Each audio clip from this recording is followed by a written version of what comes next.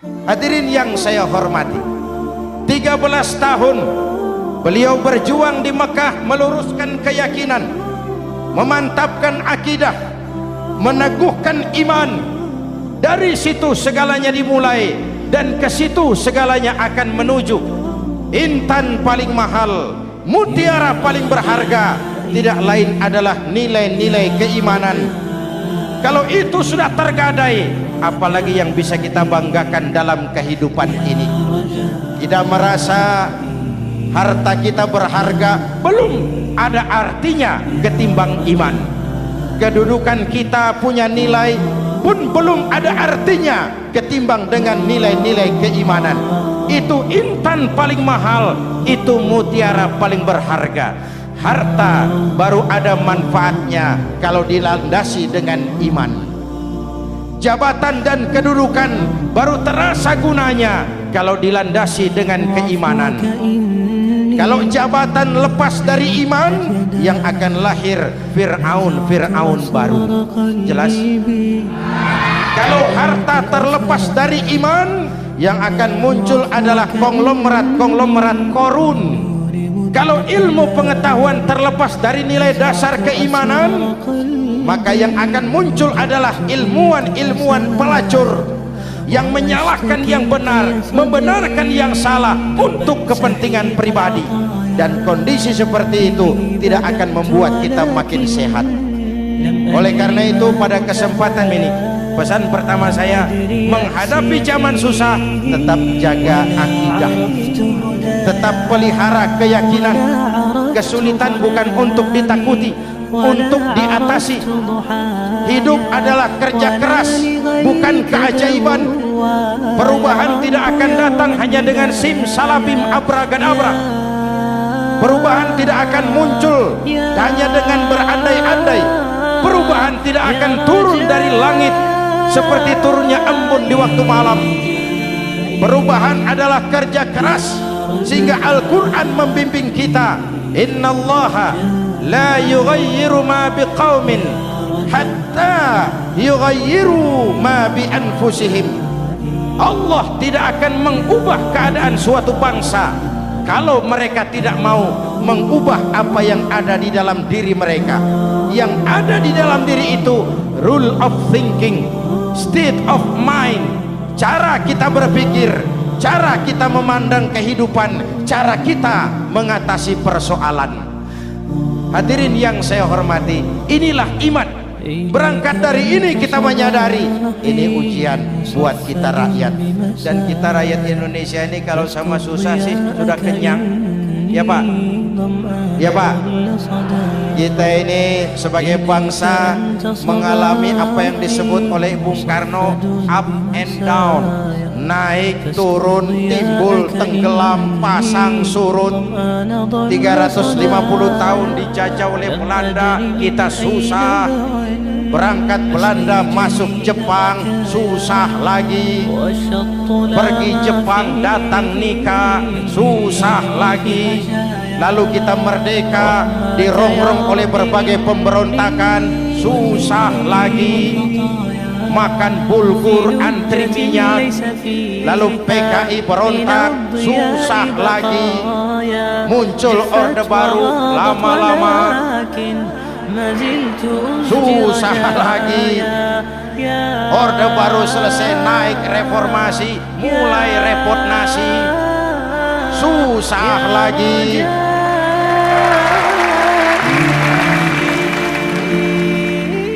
Kalau susah kita ini sudah akrab, sudah intim. Mestinya kalau sudah susah seperti itu, jangan salah sikap menyikapi kesusahan. Jangan sampai kita potong kompas, ambil jalan pintas, terjebak menghalalkan segala cara. Itu tidak akan menguntungkan, itu tidak akan menyelesaikan. Kalaupun selesai, nampaknya penyelesaian sesaat, dan penyelesaian sesaat bukan penyelesaian yang sebenarnya. Karena itu tetaplah dalam koridor keimanan. Boleh zaman berubah, akidah jangan sampai goyah.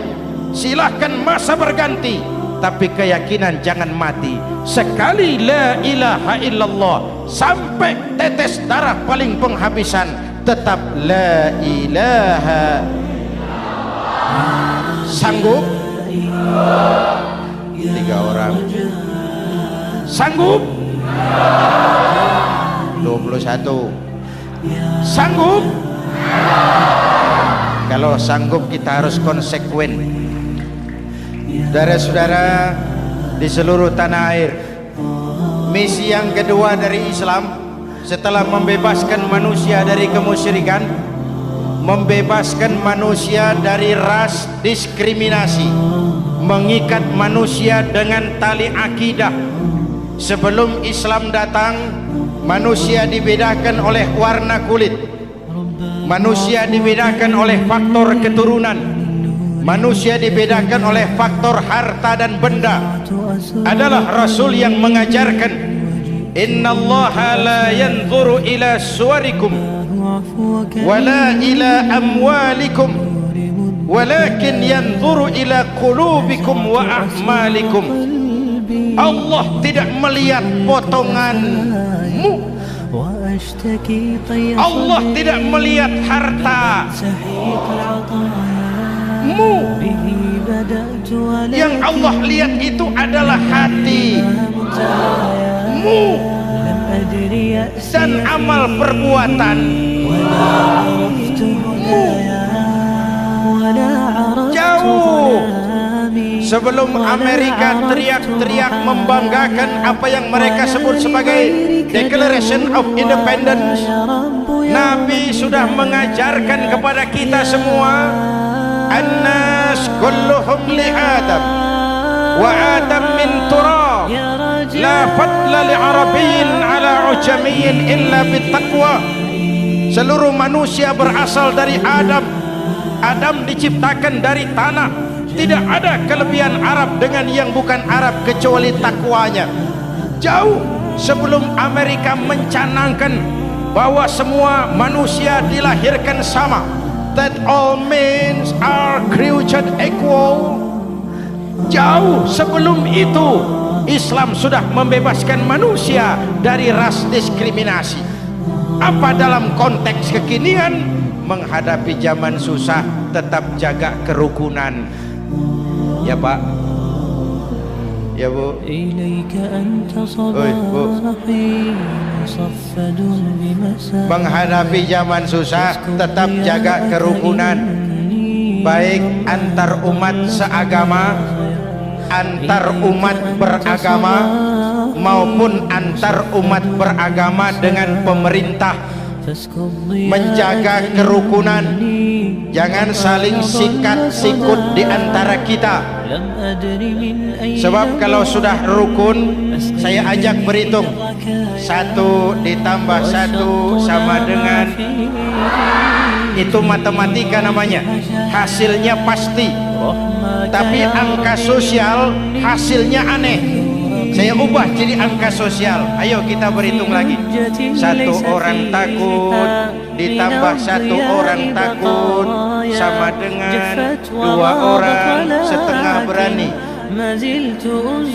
Kenapa setengah berani? Karena sudah berdua. Tadi kan takut sendiri. Kalau sama-sama takut berkumpul jadi setengah berani.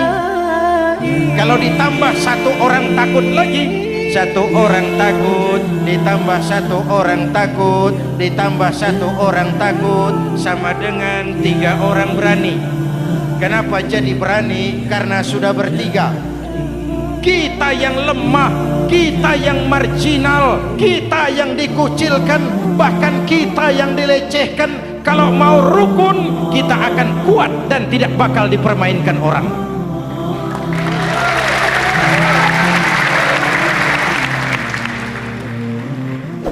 Tapi kalau rukunnya yang satu mau menikam yang lain, saya ajak berhitung lagi. Yuk berhitung yuk.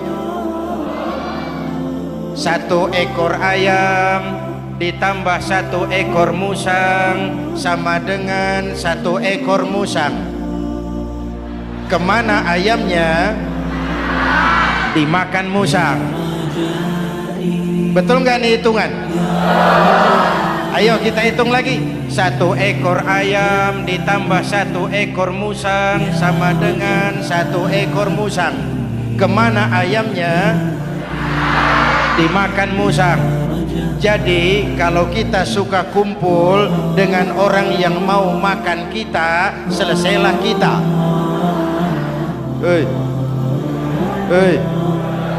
Maka kalau merasa kita ini ayam, yuk kumpul sama-sama ayam, pulang ke kandang ayam. Kalau ada ayam kumpul ke kandang musang, itu namanya ayam minum baygon. Jelas? Menjaga kerukunan. Pertama, antar umat seagama, sesama muslim harus saling menjaga, harus saling memelihara.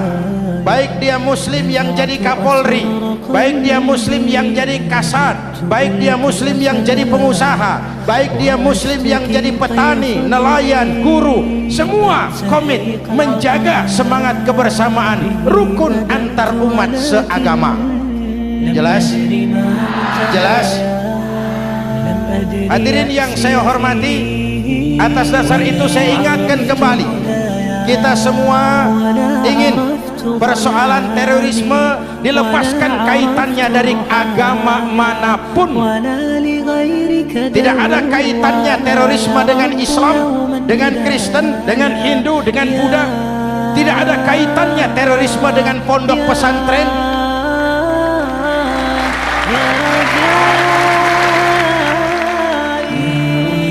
Jangan sampai pesantren jadi kambing hitam.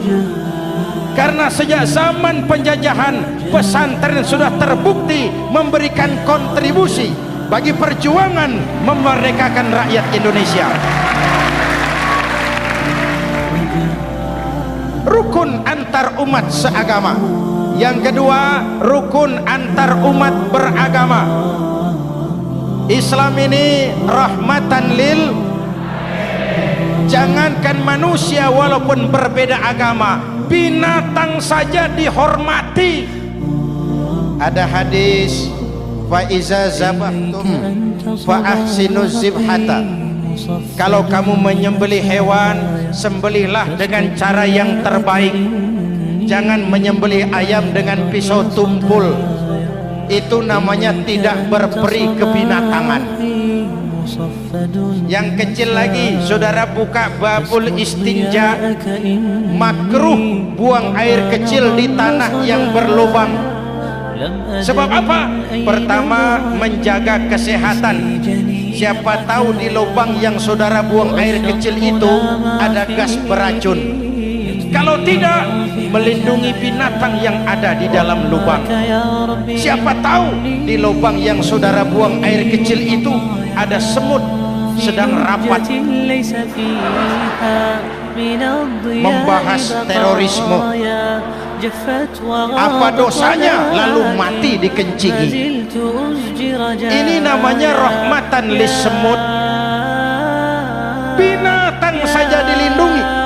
Maka perbedaan agama tidak harus menyebabkan kita bertolak belakang. Perbedaan agama bukan alasan untuk saling bermusuhan. Apalagi kita sudah menyadari tentang kemajemukan kita, tentang kebinekaan kita, tentang keragaman kita. Rukun antar umat beragama, saling menghormati, saling menghargai, tapi tetap dalam batas lakum dinukum. Lalu rukun antar umat beragama dengan pemerintah.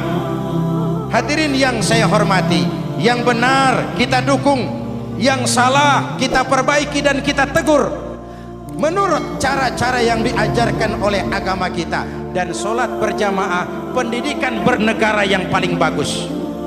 Tadi kita sholat ada imam, ada makmum, betul? Makmum wajib ikut imam kalau imam benar sholatnya. Rakyat wajib ikut pemimpin kalau pemimpin benar mimpinnya. Masyarakat Islam ini loyal. Masyarakat Islam ini bukan pemberontak. Masyarakat Islam ini taat dan setia. Kapan? Kalau imamnya benar. Imam takbir, makmum. Imam ruku, makmum. Imam i'tidal, makmum i'tidal. Imam sujud, makmum. Tapi kalau imam keliru, mestinya imam ruku malah sujud. Salah imam ini. Tegur. Siapa yang wajib negur? Makmum yang sop terdepan. Anggota DPR.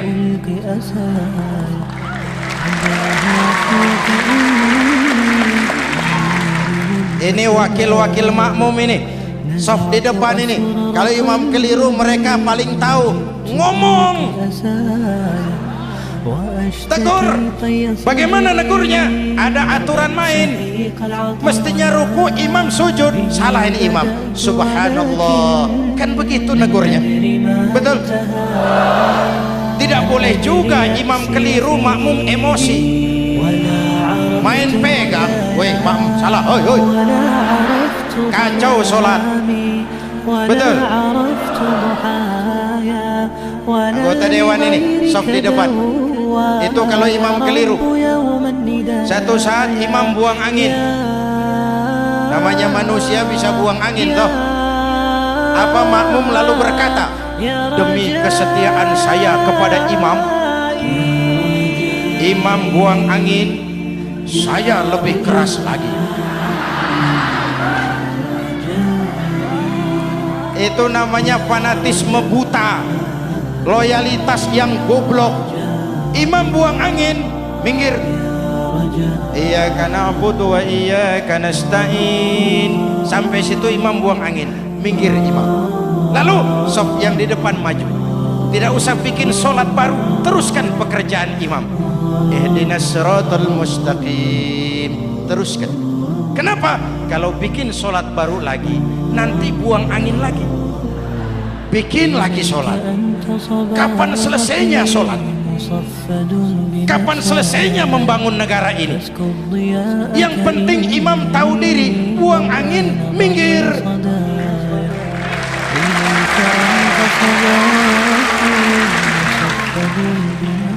Ini kacaunya sholat berjamaah kita sekarang.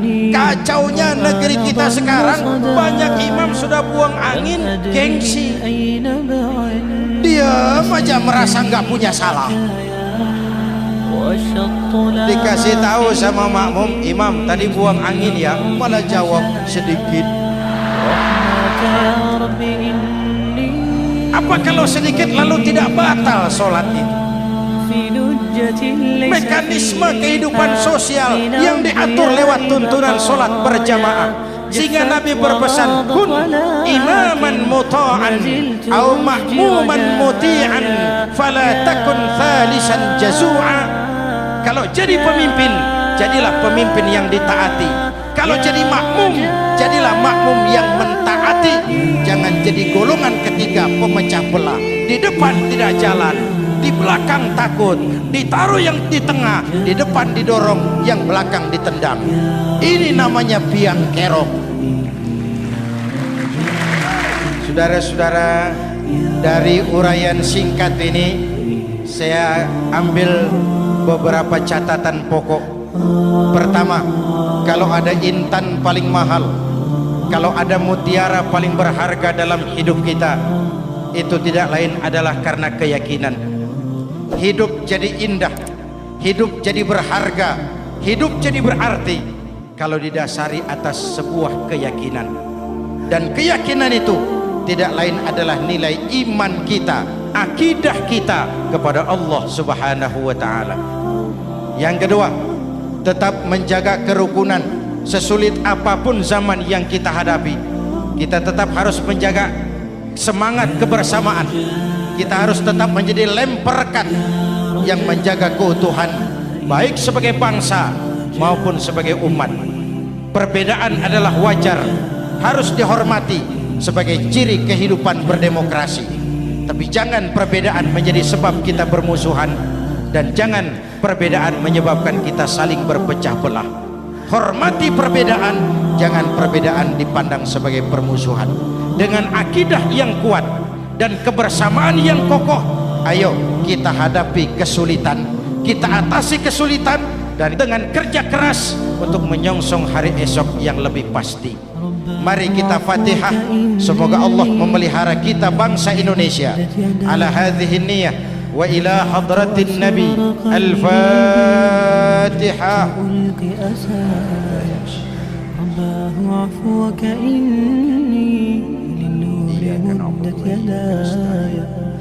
نزعت أسرار قلبي وجئت ألقي أسايا بسم الله الرحمن الرحيم. آمين.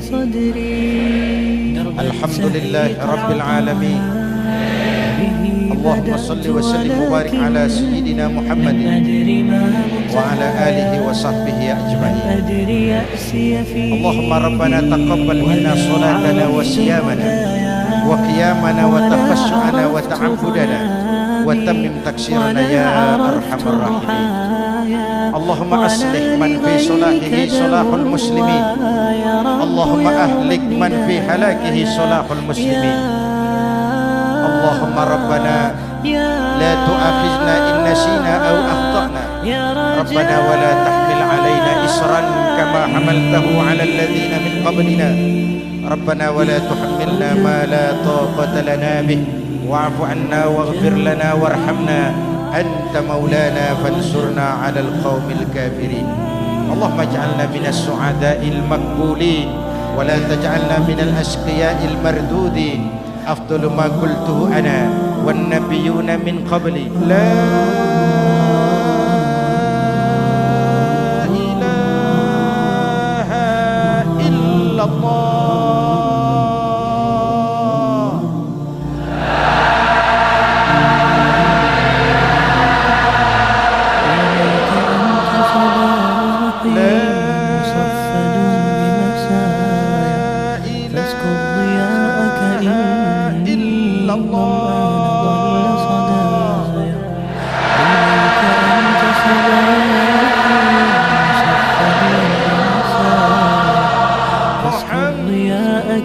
محمد رسول الله. لم أدر من أين